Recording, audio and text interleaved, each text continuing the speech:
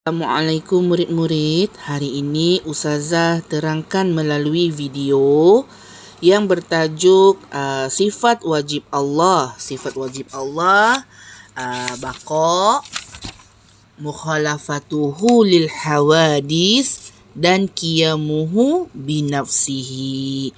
Okey, ketiga-tiga sifat wajib Allah ni ada pengertian yang berbeza. Jom kita teruskan. Sifat wajib Allah baqa. Okey, apa pengertian baqa? Baqa ialah Allah Ta'ala kekal selama-lamanya. Allah tidak binasa. Kena ingat, Allah itu kekal selama-lamanya. Dan Allah tidak akan pernah binasa. Okey, apa sifat mustahilnya? Fana. Fana tu maksudnya binasa. Maksudnya kaitan pengertian dengan sifat mustahil. Pengertian baqa, Allah Ta'ala tu kekal selama-lamanya. Allah tidak binasa.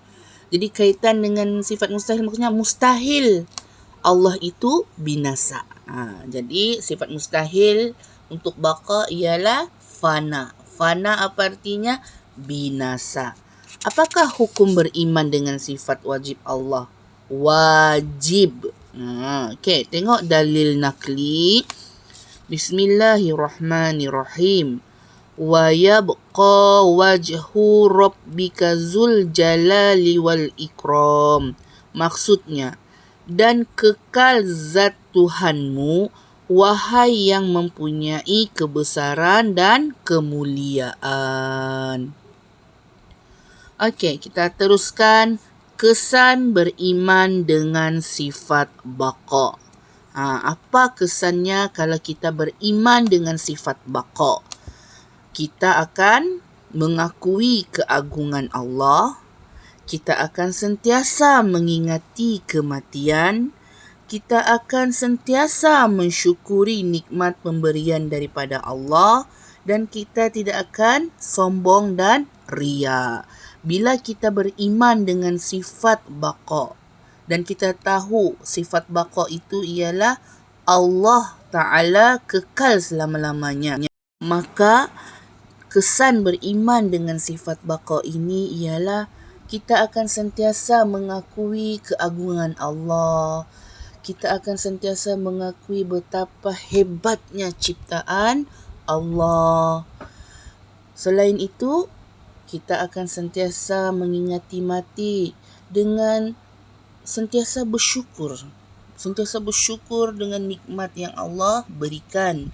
Dan kita hidup di dunia ini, kita tidak akan ada perasaan sombong dan riak itu. Sebab apa kita tidak ada perasaan sombong dan riak itu? Sebab kita tahu bahawa Allah itu kekal selama-lamanya dan tidak binasa. Tapi kita manusia tidak akan kekal selama-lamanya. Okey, kita sambung kesan mengingkari. Apa kesan kalau kita mengingkari dengan sifat wajib Allah ni? Pertama, tidak mendapat keredaan Allah. Kedua, boleh merosakkan iman kita. Ketiga, mudah bersikap sombong dan ria. Itu adalah kesannya. Okey, kita sambung sifat wajib Allah, mukhalafatuhu lil hawadis. Kita tengok apa arti mukhalafatuhu lil hawadis. Artinya ialah berlainan dengan semua makhluk.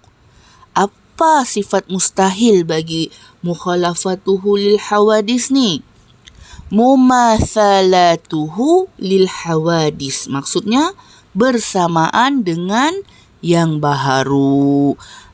Mukhalafatuhu lil hawadis ni pengertiannya ianya berlainan dengan semua makhluk. Jadi mustahil bersamaan dengan yang baharu. Okey, apa hukum beriman dengan sifat wajib Allah? Murid-murid pun sudah sedia maklum. Hukumnya adalah wajib. Okey, cuba tengok dalil nakli. Kita terus tengok kepada maksudnya. Tiada sesuatu pun yang setanding dengannya. Zat, sifat-sifatnya dan pentadbirannya. Dan dia maha mendengar lagi maha melihat. Okey, apa kesannya kalau beriman dengan sifat mukhalafatuhu lil hawadis? Kesan pertama, sentiasa mengharapkan pertolongan Allah. Kedua, mengakui kelemahan diri. Ketiga, saling bantu-membantu sesama manusia. Keempat, tidak mensyirikkan Allah. Kelima, menguatkan rasa kecintaan kepada Allah. Kalau kita percaya dengan sifat-sifat wajib Allah, kita akan sentiasa mengharapkan pertolongan daripada Allah. Lepas tu, kita sentiasa mengakui kelemahan diri. Jangan rasa diri tu betul saja. Kita kena sentiasa mengakui yang kita ni ada kelemahan. Okey, selain tu, kita kenalah saling bantu-membantu sesama manusia dan jangan sesekali mensyirikkan Allah. Tahu tu mensyirikkan Allah? Orang yang suka buat-buat orang tu. Tahu kan buat-buat orang? Ada yang buat-buat orang sampai suami isteri tu berpisah.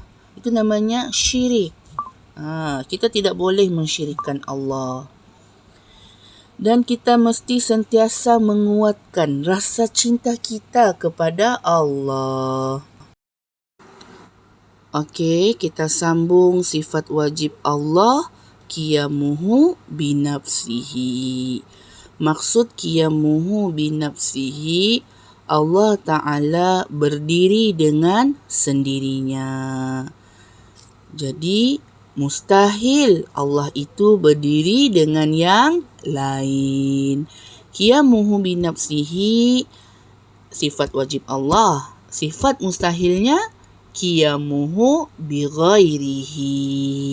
Murid-murid kena tahu apa erti qiyamuhu binafsihi. Apa erti qiyamuhu bighairihi. Selalunya soalan ini akan masuk pada objektif. Dia akan tanya erti, apa erti itu, apa hukumnya. Hukum tu kamu tahu kan? Kalau sudah sifat wajib Allah, maka hukumnya kita kena wajib beriman dengan sifat wajib Allah. Okey, kita sambung terus bahagian dalil nakli. Maksudnya, Allah, tidak ada Tuhan yang berhak disembah melainkan Dia yang hidup, yang kekal selamanya, mentadbir sekalian makhluknya. Ingat, hanya Allah yang berhak kita sembah. Kerana Allah itu kekal selamanya untuk mentadbir sekalian makhluk.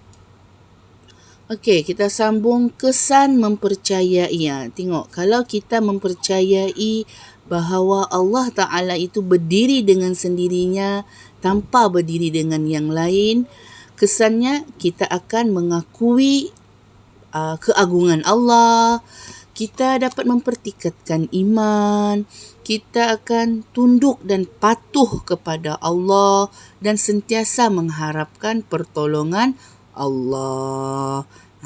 Orang-orang yang mempercayai sifat wajib Allah akan sentiasa mengakui bahawa ciptaan Allah ini sangat hebat.